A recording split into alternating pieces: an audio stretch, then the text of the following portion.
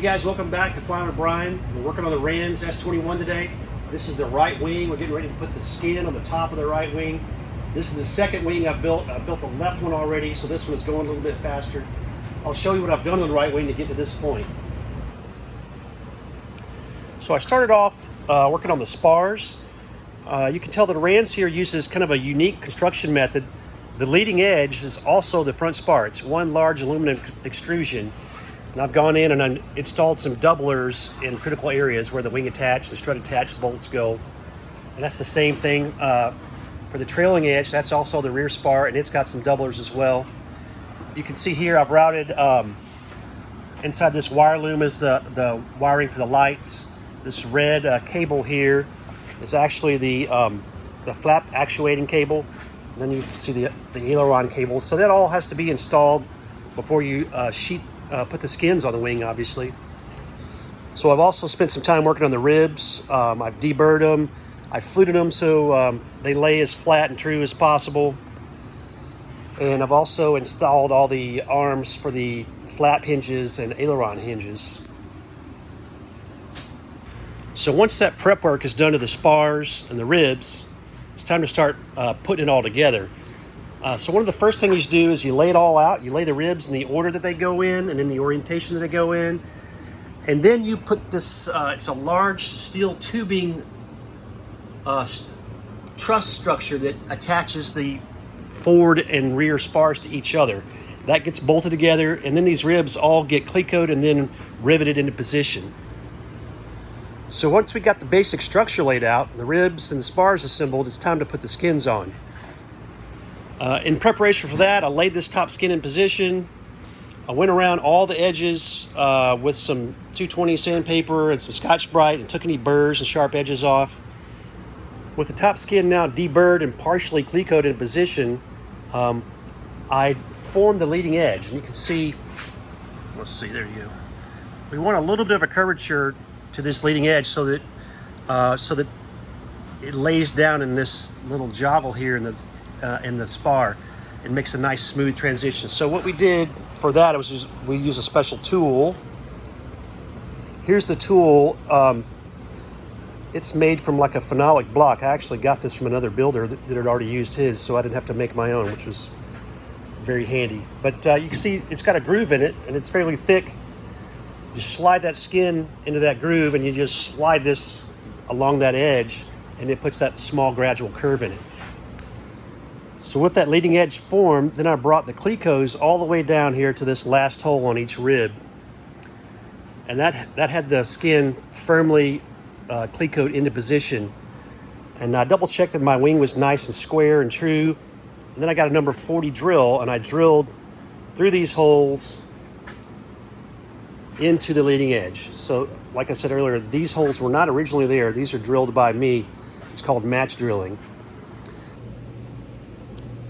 So after match drilling, I went ahead and unclecoed the leading edge. I propped it up. You can see I've got a little aluminum 2x4 there holding it in position.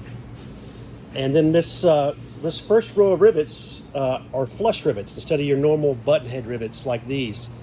So that takes another special treatment. So the first thing you do to this top skin is you dimple it. And you do that. This is just a normal rivet squeezer. Then I've got a dimple die set in here. So you put the squeezer over the hole, and then you squeeze it, and that dimple die set there makes a nice dimple in the skin that'll accept a flush rivet. And I used a special dimple die set for that. It's a dimple die for a 1/8 Avex inner Q rivet using a number 40 pilot. So once these holes are all dimpled, now we have to prepare this spar to accept that dimple. You see on how the bottom of the skin has the little ridge to it where the dimple is? The way we do that is we come in with what's called a countersink, and we're going to countersink each one of these holes. So I'm using, this is called a micro stop. It can, I can make very small adjustments to control the depth of the countersink going into the hole. The countersink is 120 degrees, and it's got a number 40 pilot to fit that small number 40 hole. So what I'm doing is I've made a small little jig here to go over this ridge so that my countersink will lay flat and not lean, so I get a nice true hole. So as I drill that, I put that in position, come in with my countersink, and then go ahead and countersink the spar. And then I've made another little, just kind of a tool to check, make sure everything's fitting well. I can tell if the countersink is not deep enough, this piece won't set flush. And if it's too deep, it'll have some slop and I can move it around. So the countersink really shouldn't change much because it's got a lock that keeps it in position. But I'm just checking periodically to make sure nothing's getting out of adjustment. So I got to finish up this row here. I'll get to work doing that.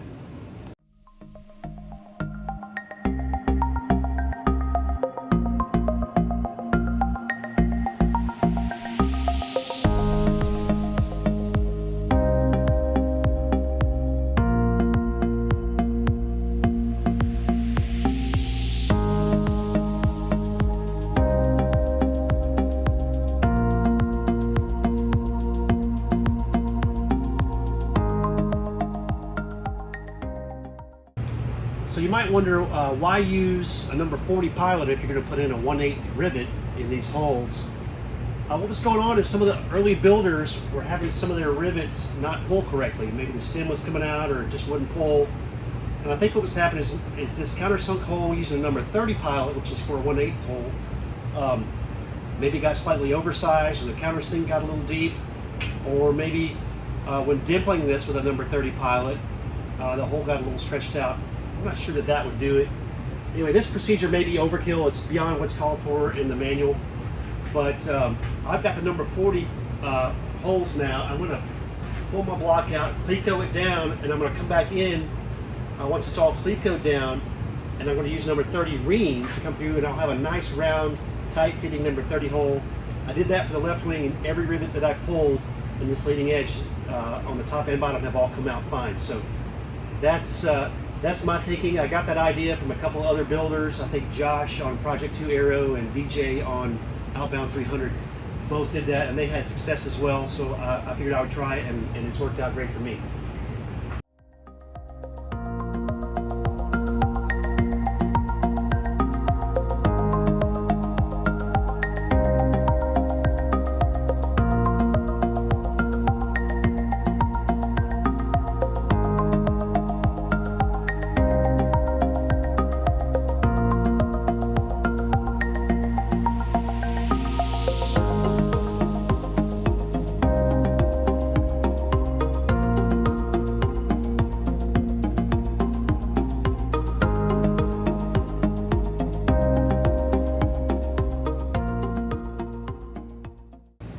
Alright, so we've got it all clecoed down and in position.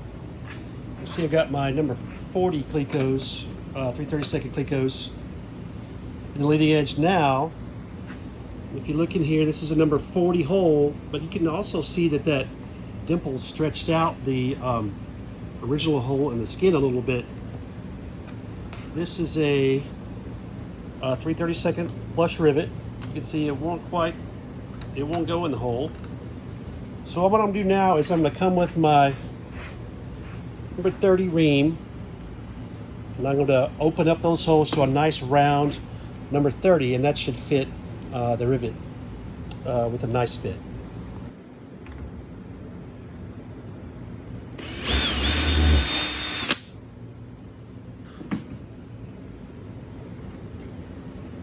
All right, there's a number 30 hole now, and it fits right in there. So that's the idea, and like I said, they've all been pulling fine with no problem. So I'm gonna go ahead and open all those holes up to 30, pull the silver clecos out, open those holes up to 30, and then take it back apart, deburr all the holes, and get ready for some riveting.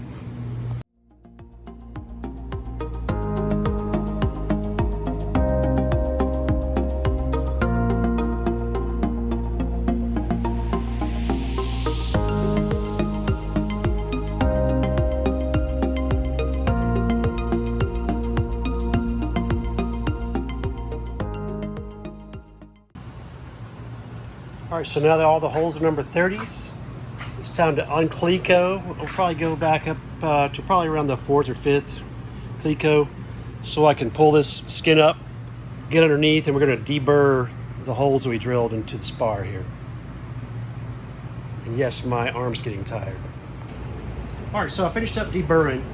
What I do for that is I just have some this is 220 from an orbital sander that I cut when I just come back behind the spar and went over those the holes.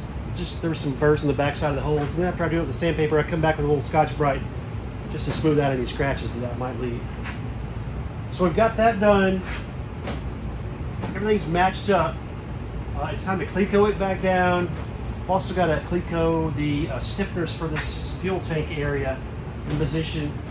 And then we're going to work our way front to back with rivets. And that'll be something that I work on tomorrow. All right, next day, I've got the stiffeners for the fuel tank compartment clecoed in position. We've got the clecos running down to the leading edge now on the ribs and all the way across the leading edge. Time to start riveting this top skin in position. Oh, and I forgot to mention, I've got this blue tape here is just a reminder of areas not to rivet. We're not going to rivet this root rib in position until we're done with the fuel tank and stuff, so that's quite a bit down the road. I'm also not going to rivet this the last row of rivets on these stiffeners, because it just makes it harder to take this root rib in and out with that last row of rivets in there. I think DJ gave me that tip on one of his videos, and it was very helpful on the first wing. And then these last few rows on the trailing edge, leave us room to lift it up and put the gap seal in there and stuff.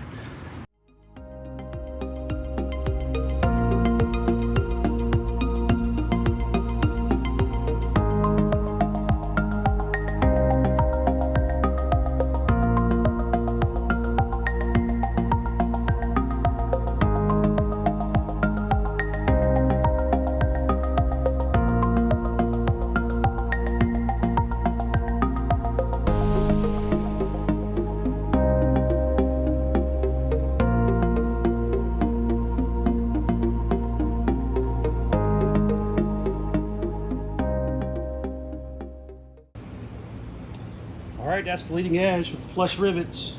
If you can tell that they're flush. And, you know, I'm not sure what the issues the earlier guys were having, but using that number 40 pilot with the dimple die and the number 40 pilot on the countersink, and then opening up to a 30 at the end has been flawless for me. I haven't had one mispulled rivet on these flush rivets on the leading edge. So thanks to the earlier guys for pointing that out, and like I said, it's working for me. Maybe overkill, made it work fine with just number 30 pilot to begin with, but wasn't that big of a hassle, and it produced a good result.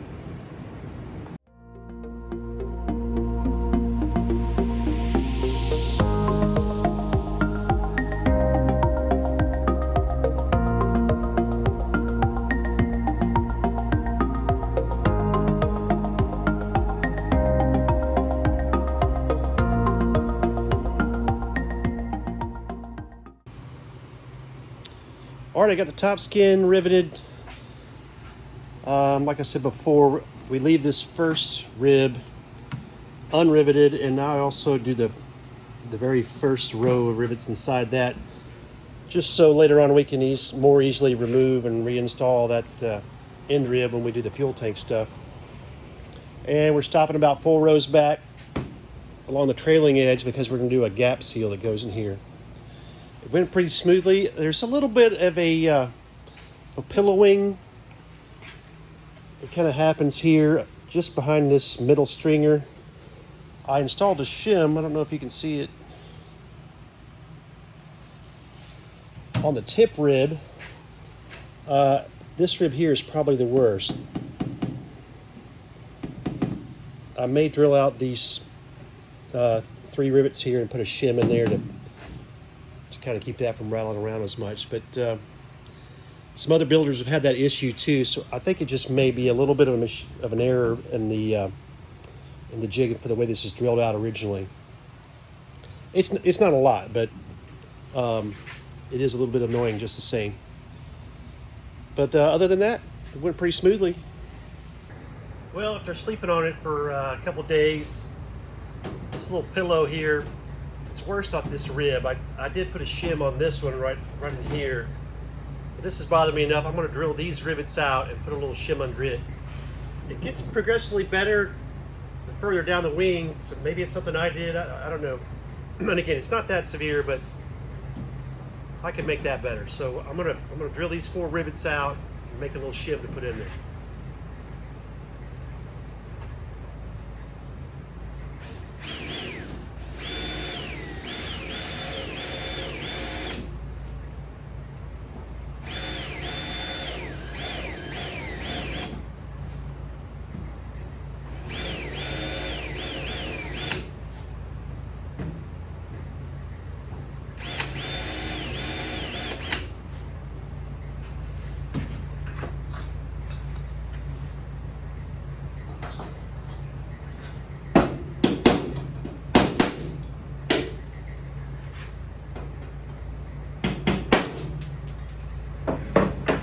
I'll speed it up. You don't have to watch me do all 4 of these like that.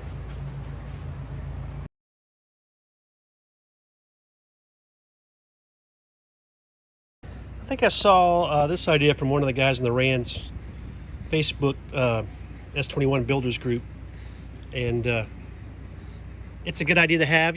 Aircraft Spruce sells aluminum, and you can get all really large sheets, but you can also get little 2x2 squares that are not very expensive to ship. So I've got several different squares. This is 20 thousandths, 25 thousandths, 25, let's see, 32, 40, and 50. And I use that to make, little extra parts, doublers and stuff like that, shims, the mount for my my pitot tube, that sort of thing. Anyway, it's handy to have.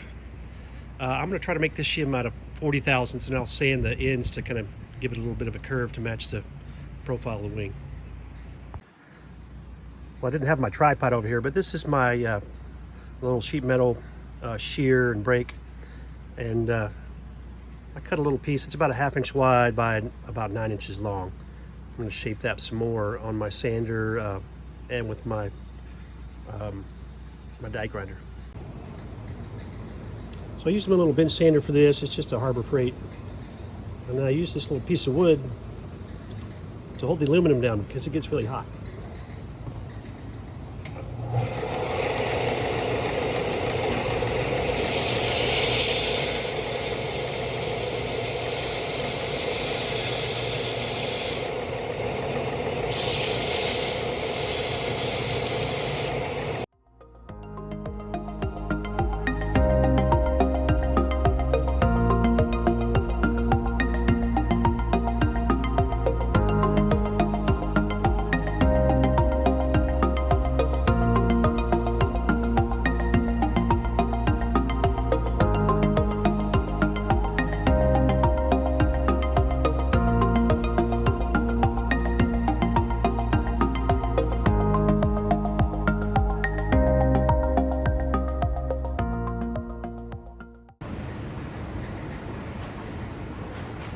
You got the shim in there now, and I'm going to press this down and mark the holes.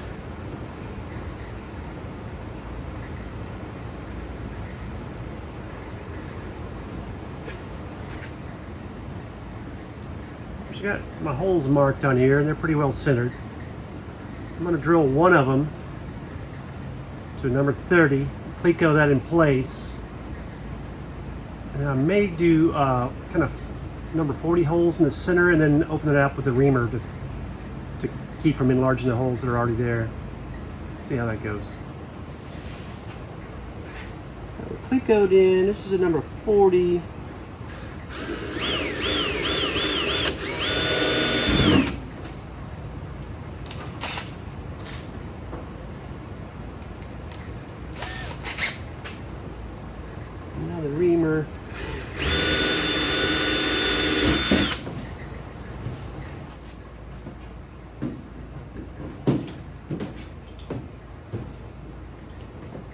feeling better.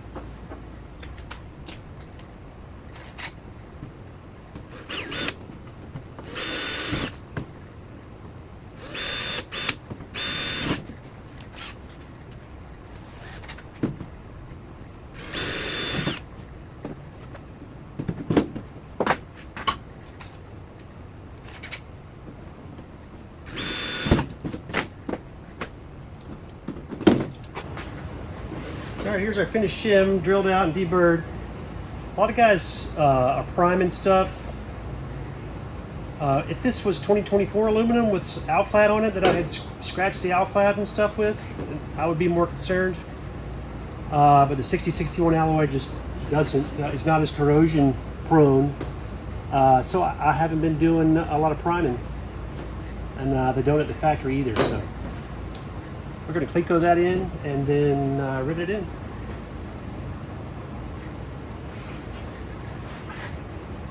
All right, and going back in with an APQ-42 rivet.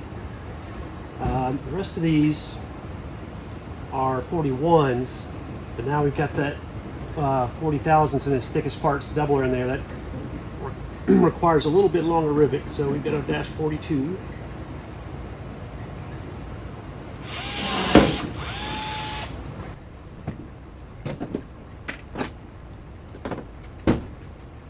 Trying to kind of mash it down with my fingers to get rid of the pillow as I shoot it.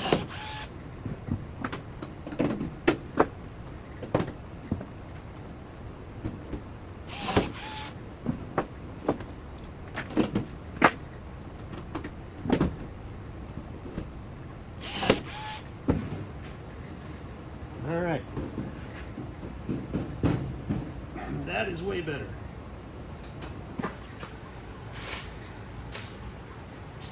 I'm going to try to Cleco these gap seals into place. Goes underneath this skin.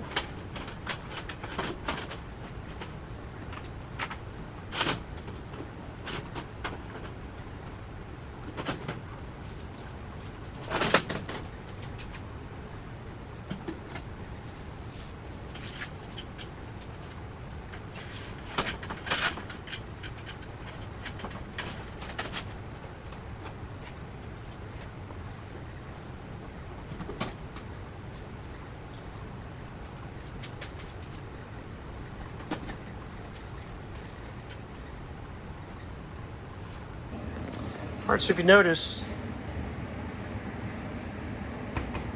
the gap seal is going under the skin here. You can see that I'm going to have to transfer the holes from this top skin through the gap seal and into the rear spar.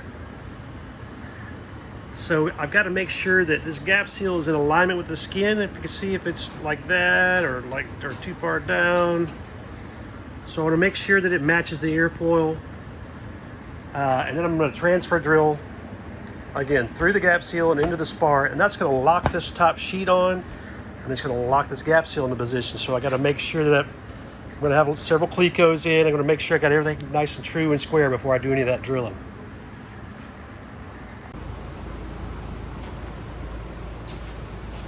I got the gap seals Clecoed in position, and made a little tool here. This is the same thickness as the skin, and so it allows me to set on here.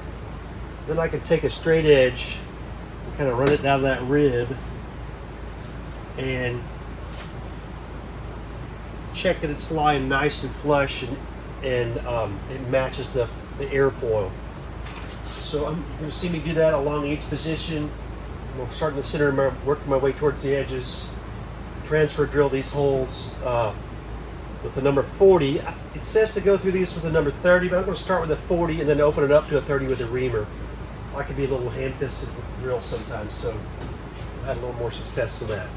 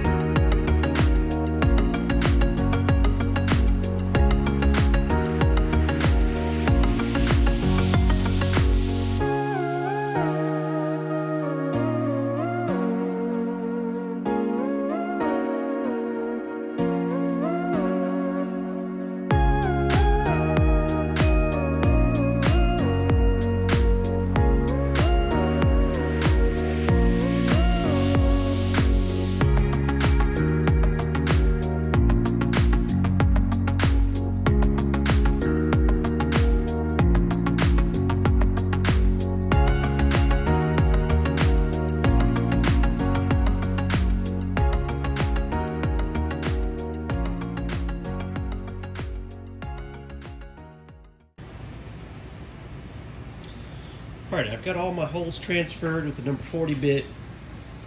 What that allowed me to do was a couple times I could kind of tweak the alignment and then go in with a little small file or just the drill again and tweak a hole in the gap seal if I need to adjust it. So that hole might be slightly elongated now.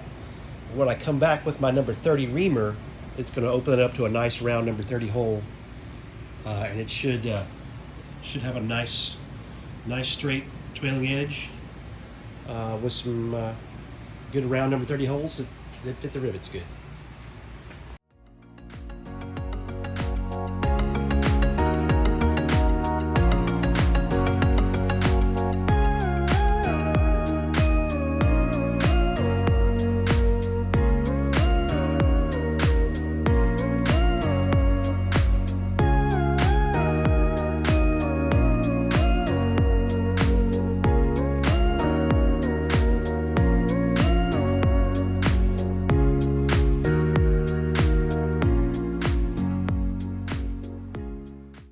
All right, now I've got number 30 holes everywhere along this trailing edge, which is the size we want for a 1/8 rivet. It's time to take all these clecos out, take the gap seal out, and then come in with sandpaper and deburr all the holes we just drilled. Once it's deburred, I'll put it all back together like it is right now, and we'll start putting the rivets in.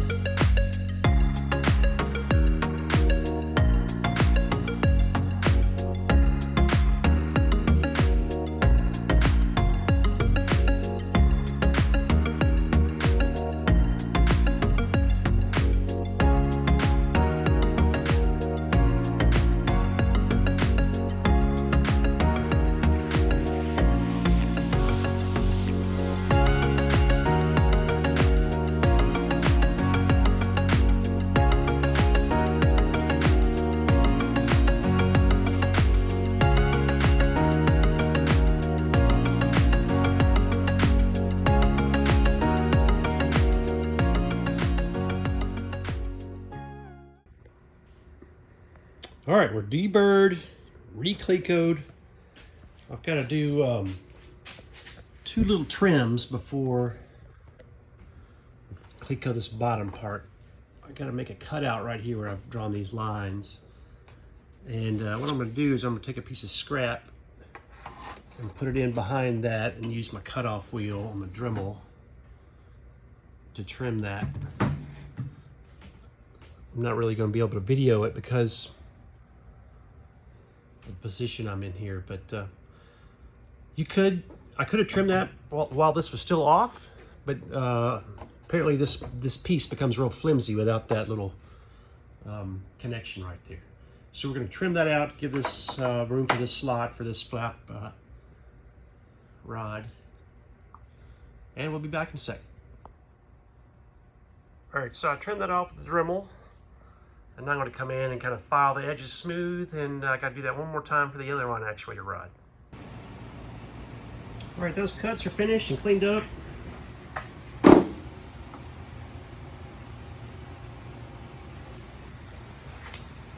Like I said, we're clecoed up. We're going to start coming down each rib. The rivets now. Work our way to the trailing edge and the gap seal.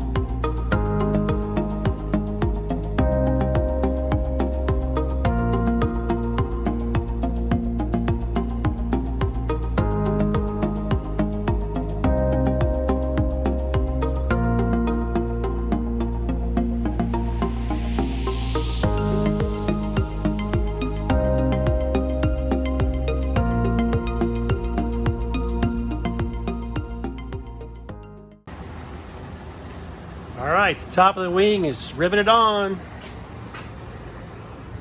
Gap seals are installed. Everything's riveted.